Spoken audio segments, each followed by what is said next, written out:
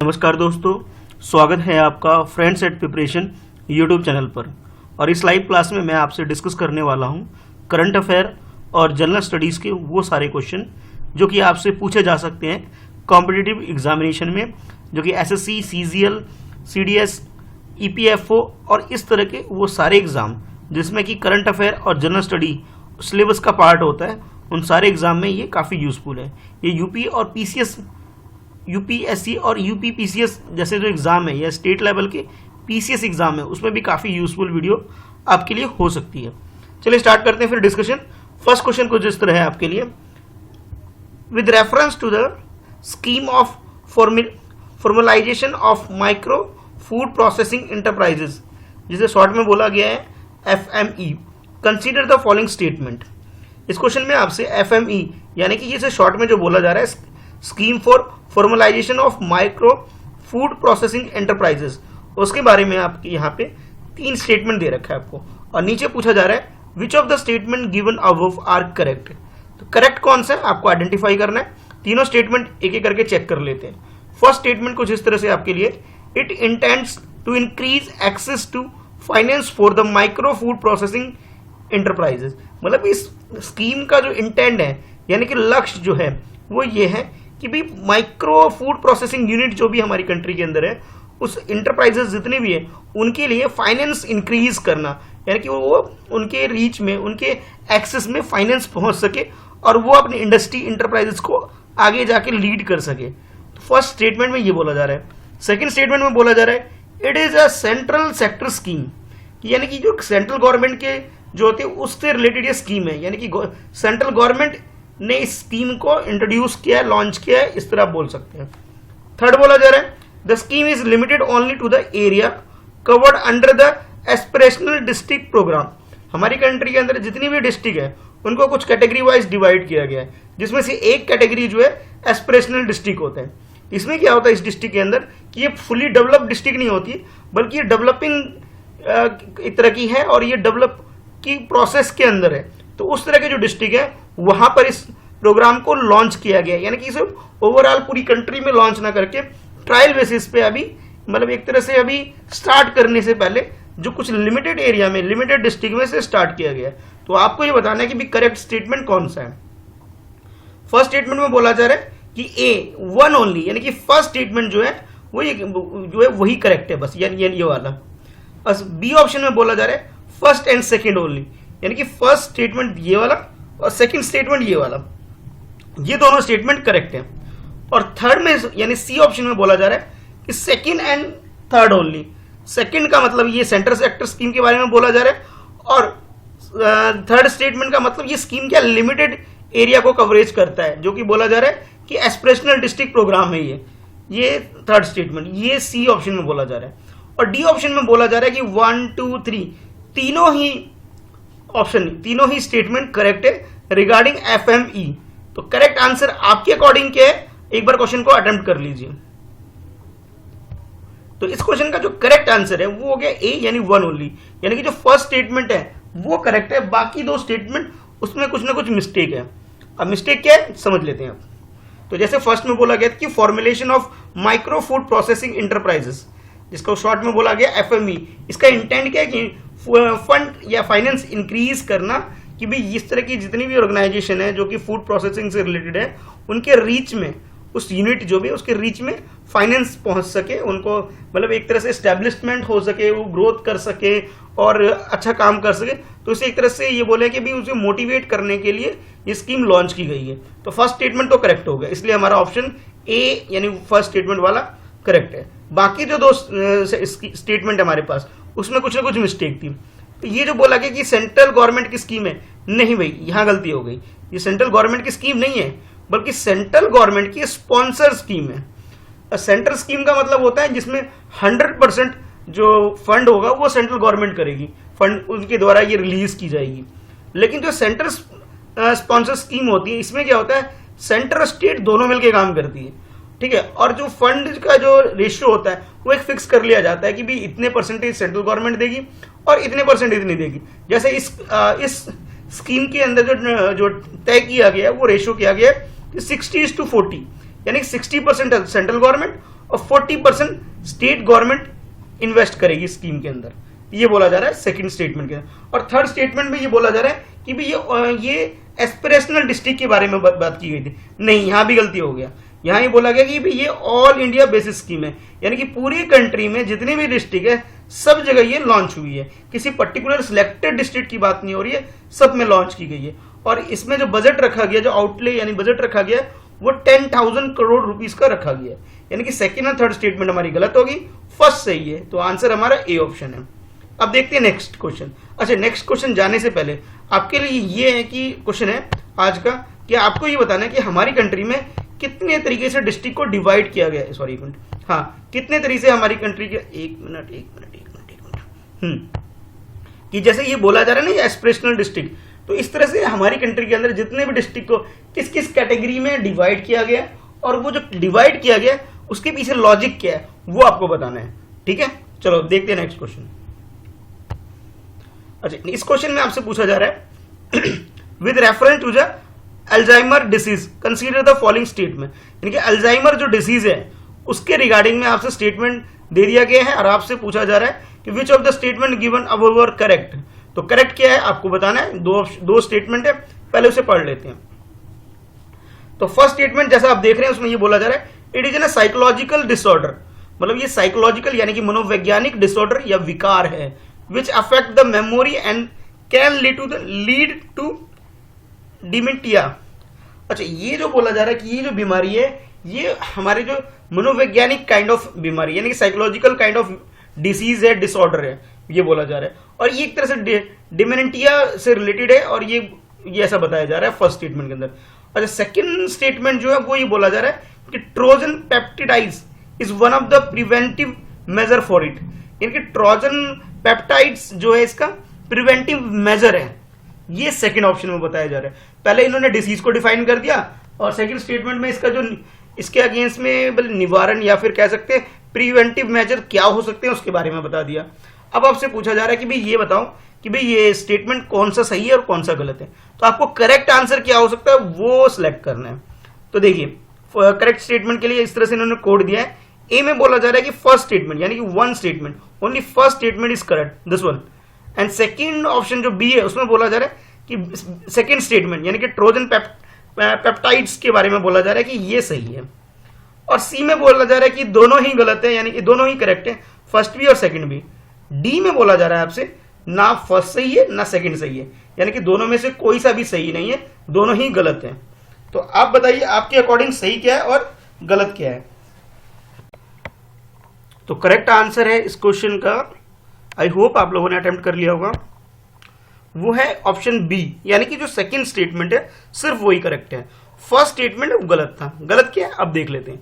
जैसे बोला जा रहा है अल्जाइमर जो डिसीज है साइकोलॉजिकल डिसऑर्डर का डिसीज नहीं है बल्कि ये न्यूरोलॉजिकल डिसऑर्डर है। क्या न्यूरोलॉजिकल डिसऑर्डर में क्या होता है, जो हमारी ब्रेन के अंदर से रिलेटेड है ये कि किस तरह से नर्वस सिस्टम हमारी पूरे ब्रेन का काम करता है, उससे रिलेटेड ये डिसऑर्डर हो जाता है। और इसकी वजह से डेजर्नेट या फिर डेथ तक की सिचुएशन हो सकती है, यानी कि आप ये बोल सकते हो कि ये ऐसी बीमारी है जिससे डेथ तक पॉसिबल है और मेमोरी लॉस और इससे रिलेटेड और भी दूसरी बीमारीज भी जो प्रॉब्लम भी एसोसिएटेड है इस बीमारी से रिलेटेड। अच्छा, सेकंड जो आपसे बोला जा रहा था कि ट्रोजन पेप्टाइड्स जो है इससे रिलेटेड प्रिवेंटिव मेजर है अल्जाइमर बीमारी से, ये करेक्ट है, यानी कि सेकंड स्टेटमेंट तो करेक्ट है, फर्स्ट स्टेटमेंट गलत है। गलत क्या है, जो साइकोलॉजिकल डिसऑर्डर की जो बात की गई थी इसमें साइकोलॉजिकल डिसऑर्डर नहीं है बल्कि ये न्यूरोलॉजिकल डिसऑर्डर है, यानी कि जो आपका करेक्ट आंसर जो हो जाएगा वो हो जाएगा बी, यानी कि सेकंड ओनली। चलिए देखते हैं फिर नेक्स्ट क्वेश्चन। इस क्वेश्चन में आपसे पूछा जा रहा है consider the following statement with reference to the Malaysia. अब मलेशिया जो कंट्री है, एशिया की कंट्री है, उससे रिलेटेड आपसे क्वेश्चन पूछा जा रहा है कि मलेशिया को ध्यान में रखते हुए आपके पास ये तीन स्टेटमेंट है। अब तीनों स्टेटमेंट को पहले रीड करना है हमें, उसके बाद हमें ये चेक करना है कि भाई कौन सा स्टेटमेंट करेक्ट है। जैसे नीचे लिखा गया ना कि which of the following statement given above are correct, तो करेक्ट क्या है उसको आइडेंटिफाई करना है। तो तीनों स्टेटमेंट को एक एक करके वन बाय वन देख लेते हैं क्या है। तो फर्स्ट स्टेटमेंट बोला जाए it is the part of Sunda island, ये जो सुंदरा आइलैंड है उसका पार्ट है Malaysia, first statement. Second statement बोला जाए Malacca state separate Malay peninsula and Java island कि जो मलक्का स्टेट है वो डिवाइड करता है, वो सेपरेट करता है, यानी अलग करता है मलाय पेनिसुला को और जावा आइलैंड को, सेकेंड स्टेटमेंट में बोला जा रहा है। और थर्ड स्टेटमेंट में आपसे बोला जा रहा है कि it share a boundary with the Myanmar and Thailand, Myanmar जो कि दूसरी कंट्री है और थाईलैंड एक और कंट्री है, इनके साथ ये बाउंड्री शेयर करता है। तो आपको एक ये भी पता होना चाहिए कि मलेशिया की लोकेशन क्या है, किसके साथ बाउंड्री शेयर करता है। तो इस तरह से ये बेसिक क्वेश्चन आपसे बनाया गया है। तो चलो देख लेते हैं फिर भाई ये करेक्ट क्या है, इनकरेक्ट क्या है। तो जो फर्स्ट ऑप्शन है इसमें बोला जा रहा है कि जो वन यानी कि फर्स्ट स्टेटमेंट ये करेक्ट है। बी में बोला जा रहा है आपसे कि 1 और 2 यानी कि फर्स्ट स्टेटमेंट और सेकंड स्टेटमेंट ये करेक्ट है। और सी में बोला जा रहा है कि second statement and third statement ये करेक्ट है। और डी में बोला जा रहा है कि ऑल थ्री यानी कि 1, 2, 3 तीनों ही स्टेटमेंट करेक्ट है। तो आपके अकॉर्डिंग सही आंसर क्या है आपको ये बताना है। तो क्वेश्चन को अच्छे से देख लीजिए और उसके बाद आंसर देने की कोशिश करिए। तो इस क्वेश्चन का जो करेक्ट आंसर है, करेक्ट आंसर इसका ए यानी कि 1 ओनली, यानी कि जो फर्स्ट स्टेटमेंट है वो करेक्ट है, ऑप्शन आपका एक सही है। अब थोड़ा डिटेल में समझ लेते हैं कि भाई बाकी स्टेटमेंट में क्या मिस्टेक थी या किसकी वजह से ये स्टेटमेंट गलत हो गए।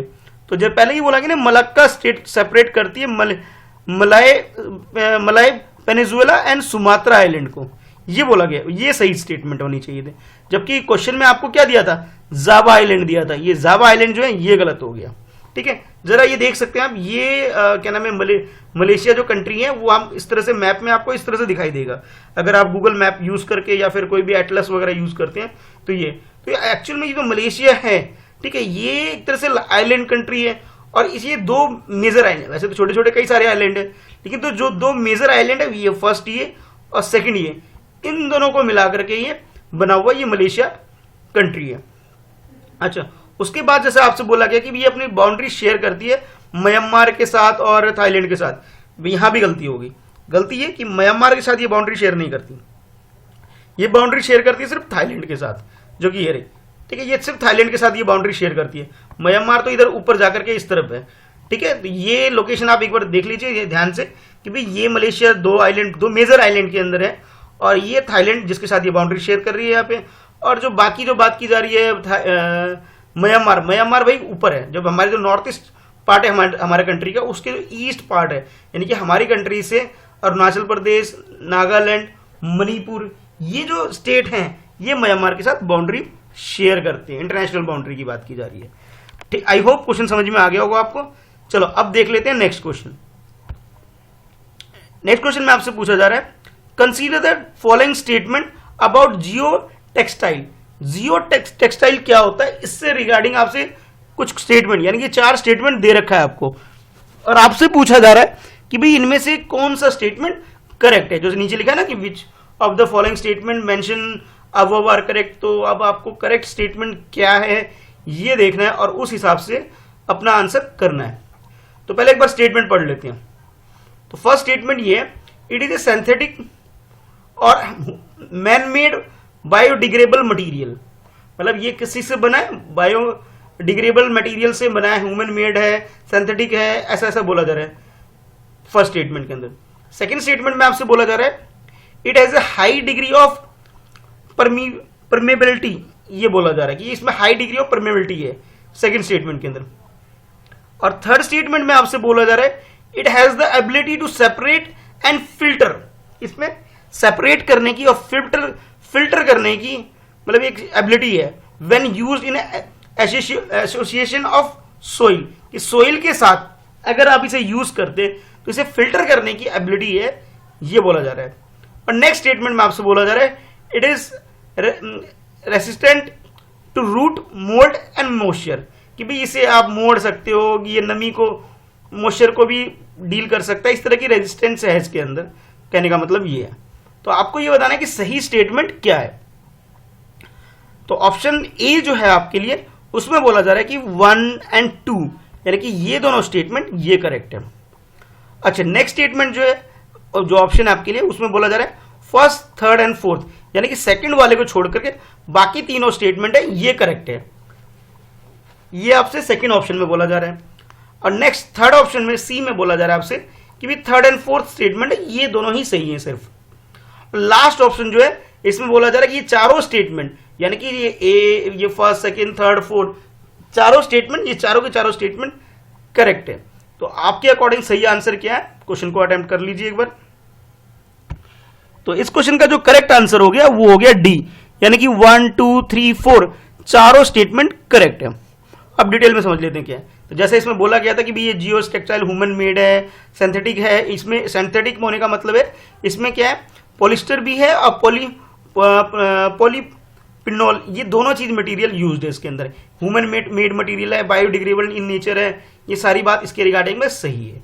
ठीक है, फिर ये सरफेस, ये जो है ये सरफेस कैसा है इसका, वेरी स्मॉल ओपनिंग, बहुत छोटा ओपनिंग है, इसके बारे में बोल सकते हैं कि लिक्विड और ग्रासेस के बारे में इस तरह से थोड़ा सा डिटेल इसके बारे में जो दिया है ये सही है। और फिर बाद में जो आपसे बोला कि इसमें एबिलिटी है कि ये सेपरेट कर सकती है, फिल्टर कर सकती है, रीफोन्स कर सकती है, प्रोटेक्ट कर सकती है, ड्रेन वगैरह जो इसमें यूज किया गया है, तो ये नेक्स्ट स्टेटमेंट ये भी सही है। और लास्ट में रेजिस्टेंस की जो बात की जा रही है, रूट, मोल्ड और मॉइस्चर वगैरह की, यानी कि चारों ही स्टेटमेंट, यानी कि जितना भी डाटा आपको गिवन है ये चारों स्टेटमेंट बिल्कुल सही है। तो सही आंसर जो हमारा हो गया वो हो गया डी, यानी कि 1 2 3 4 सारे ऑप्शन करेक्ट है। अब देखते हैं नेक्स्ट क्वेश्चन को। तो इस क्वेश्चन में आपसे पूछा जा रहा है कि with reference to the Konark sun temple consider the following statement, यानी कि जो कोणार्क सन टेम्पल है, काफी सुना होगा इसका नाम आप लोगों ने, न्यूज में भी काफी रहता है अक्सर ये। तो इसके रिगार्डिंग में कुछ स्टेटमेंट है, ये 2 स्टेटमेंट है, तो आपको ये बताना है कि भी नीचे कि करेक्ट कौन सा है। तो फर्स्ट स्टेटमेंट देख लेते हैं। फर्स्ट स्टेटमेंट में बोला जा रहा है it is a UNESCO world heritage site located in Orissa, कि उड़ीसा के अंदर एक यूनेस्को द्वारा डिक्लेयर वर्ल्ड हेरिटेज साइट है ये Konark sun temple. First statement में बोला जा रहा है। सेकंड स्टेटमेंट में बोला जा रहा है the government has launch a scheme for 100% solarisation of temple, कि इसके सौर्यकरण के लिए, सोलराइजेशन के लिए गवर्नमेंट ने स्कीम लॉन्च की है, ठीक है, 100% इसके सोलराइजेशन के लिए। ये सेकंड स्टेटमेंट बोला गया। तो आपको ये बताना है कि सही क्या है। तो आपके लिए जो आंसर के लिए जो ऑप्शन कुछ इस तरह से, ए यानी कि फर्स्ट स्टेटमेंट करेक्ट है, बी जिसमें बोला जा रहा है सेकंड स्टेटमेंट करेक्ट है, सी जिसमें बोला जा रहा है कि भाई ये थर्ड स्टेटमेंट, ठीक है, ये थर्ड में, सी में बोला है कि फर्स्ट और सेकंड, ये दोनों स्टेटमेंट जो है ये आपके लिए करेक्ट है। अच्छा ठीक है, अब जो लास्ट में डी ऑप्शन है, उसके डी ऑप्शन में आपसे बोला जा रहा है कि नाइदर 1 नॉर 2, यानी फर्स्ट सेकंड दोनों में से कोई सा भी स्टेटमेंट करेक्ट नहीं है, यानी कि दोनों ही गलत है, ये आपसे बोला जा रहा है। तो करेक्ट आंसर आपके अकॉर्डिंग क्या है ये बताइए। तो जैसा कि आप ये देख पा रहे हैं, पिक्चर में भी देख पा रहे हैं, तो ये जो पिक्चर लेफ्ट साइड में आप देख रहे हैं ये एक्चुअल में कि जो उड़ीसा में लोकेटेड जो ये क्या नाम कोणार्क सन टेम्पल है, ये इस शेप में ऐसा दिखता है। और इसकी जो लोकेशन आप देख पा रहे हैं, ये आपको लोकेशन दिख रहा होगा, यानी कि कोस्टल सिटी जो है हमारी कंट्री के अंदर जो है, कोस्टल सिटी उड़ीसा के अंदर, ठीक है, ये वहां पर है। ठीक है, ये उड़ीसा भुवनेश्वर के आसपास जो है, ये कटक भुवनेश्वर जो है उधर ये इसकी लोकेशन है। ठीक है, यानी कि ये कहने का मतलब ये उड़ीसा जो बोला गया है कि उड़ीसा के अंदर है, बिल्कुल सही बात होगी। यानी कि ये जो फर्स्ट और सेकंड दोनों ही स्टेटमेंट बिल्कुल सही है, सही आंसर इसका सही हो गया। अब थोड़ा डिटेल की बात करें तो ये जो कोणार्क सन टेम्पल है, इसको जो बनवाया गया था, इसे बनाया गया था किंग नरसिंहवर्मन देव फर्स्ट जो थे, उन्होंने बनवाया था। और ये गंगा डायनेस्टी के राजाओं में से एक थे, जिसे ये बोला जा रहा है कि 1238 से लेकर के 1264 एडी के बीच में बनाया गया, यानी कि 1200 सेंचुरी के बाद। इट मीन्स ये 13th सेंचुरी जब चल रही थी उस बीच इस मंदिर का निर्माण, यानी कि फॉर्मेशन जो भी आप बोल सकते हैं, स्थापना की गई थी। और इसे यूनेस्को ने इसे 1984 में, इस टेम्पल को 1984 में वर्ल्ड हेरिटेज साइट का दर्जा इसे दे दिया था। और लास्ट में जो बोला जा रहा है कि भी इसके लिए, इसके सोलराइजेशन के लिए 100% गवर्नमेंट इसके सोलराइजेशन के लिए एक स्कीम लॉन्च की गई है। बिल्कुल ये बात भी बिल्कुल एकदम सही गई है। और इस जो ये टेम्पल लोकेटेड है, इसे पहले कोणार्क टाउन भी बोला जाता है इस तरह से भी। तो करेक्ट आंसर आपका क्या होगा? करेक्ट आंसर आपका इसका सी हो गया। तो वीडियो कैसी लगी आपको जरूर कमेंट करके बताना। कोई सजेशन हो तो आप कमेंट बॉक्स में हमेशा की तरह लिख सकते हैं, बता सकते हैं। और हाँ, जो मैंने आज क्वेश्चन पूछा है आपसे, ठीक है, वो क्वेश्चन का आंसर जरूर देना। क्वेश्चन बहुत सिंपल है, आपसे पूछा जा रहा है कि जितनी भी डिस्ट्रिक्ट हमारी कंट्री के अंदर हैं, ठीक है, अलग अलग टाइप में जो उसे डिवाइड किया गया है, तो आपको ये बताना है कि भाई वो टाइप कौन कौन सी है और किस कैटेगरी बेस पे उनको डिवाइड किया गया अलग अलग ग्रुप के अंदर। आई होप क्वेश्चन क्लियर हो गया होगा। वीडियो को लाइक जरूर करना, अपने फ्रेंड्स में शेयर करना। अगर आप नए हो तो चैनल को सब्सक्राइब जरूर कर लीजिए। ठीक है, फिर मिलते हैं नेक्स्ट वीडियो में। आज के लिए इस वीडियो में इतना ही है।